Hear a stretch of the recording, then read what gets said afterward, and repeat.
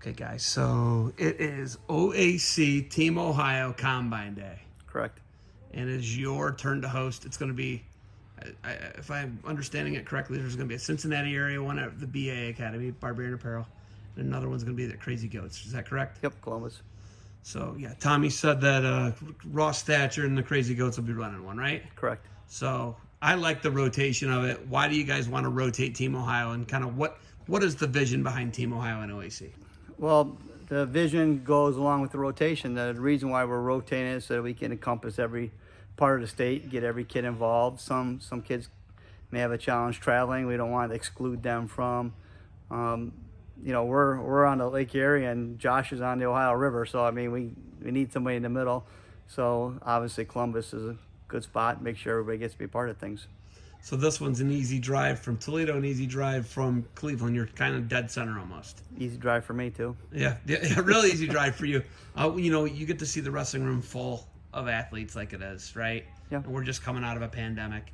How does it make you feel when you built this facility for this and it is being used for this? Yeah, it was funny you asked that because I just sat down with Gus on the wall in there and said it's nice to see a room packed full of kids using the room. That was the purpose of it.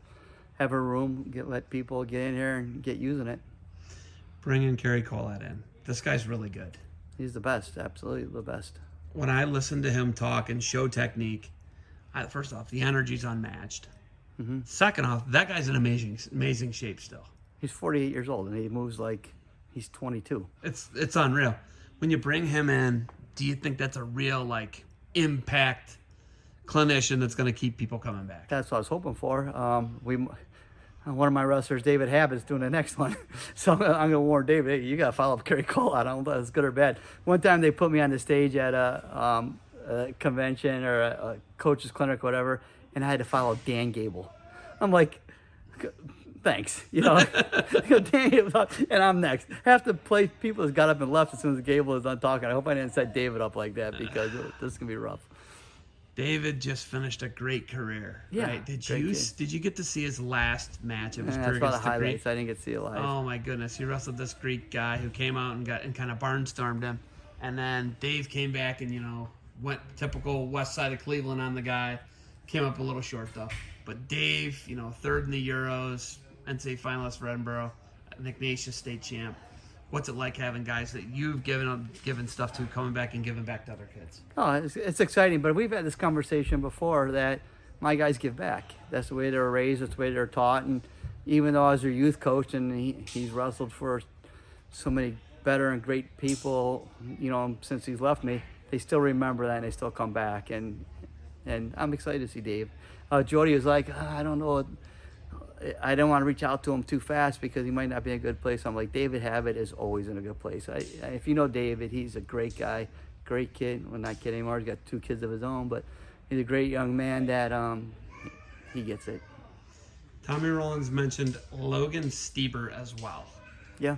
He brought his name into the mix. That I was like, wow, you guys are not playing. No, this has to be done right.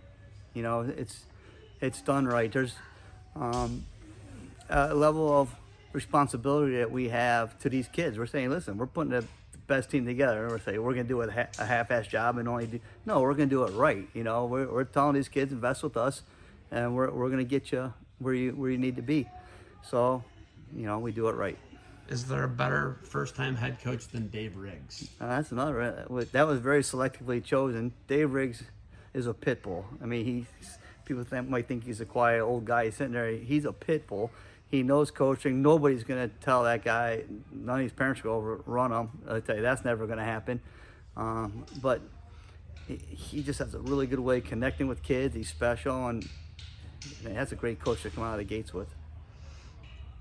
And when you have all these people in this building, do you guys even try and sell soap at all? Do you even offer can they buy soap when they come here? Will you let them? Ash has a table set up if anybody wants it, but we're never very pushy with that type of stuff. If they want it, it's here. If they don't know we have it, then I don't know how we couldn't get a bigger billboard than being in our building, I guess. Are you guys, since we're coming out of this pandemic, are you guys slowing down yet? I asked Gus, says that it's a little different, but man, last year when I was here at this time, it was murder. It was all hands on deck, 12 to 14, 16-hour days. Is it like that anymore? No, it's going back to, we're actually measuring we're taking 2020 out of the equation for everything. All of our forecasting, all of our growth strategies, all that is taken 2020. We're basing off of 2019. What were we doing in 2019 to expect to see what we're going to be doing in 2021? It was such an enigma, this 2020. I hate even talking about it. You know, we spiked tremendously, and then we ran supply chain issues and everything. I like predicting my 30% growth year after year after year. I can control that. I could order for that. It's much better. What was the actual growth percentage? If you went off 2020, which is a total anomaly, what was your business spike in 2020? We went up 50%. So you went from 30, an annual of 30 to 50. Yeah, but there's a couple more zeros in there. Yeah, so it went, but it's off the chart, and it's obviously unforeseeable in the future, right? Yeah. But you'll be ready next time. Well, that's why my warehouse is packed full of stuff. They force you to be ready. You can't order. We used to order like maybe 10 skids of something, 10 skids of containers for wipes. Now I have to order an entire semi-load of 26 skids. So they actually forced me to be a better company. I had to grow. I had to forecast better. I had to order larger amounts, which gave me better pricing. So there's a silver lining in everything. You got to make it work. All right, Coach Kolat's about to run through live. You got anything else for me? Nope. I'm just happy that you're here.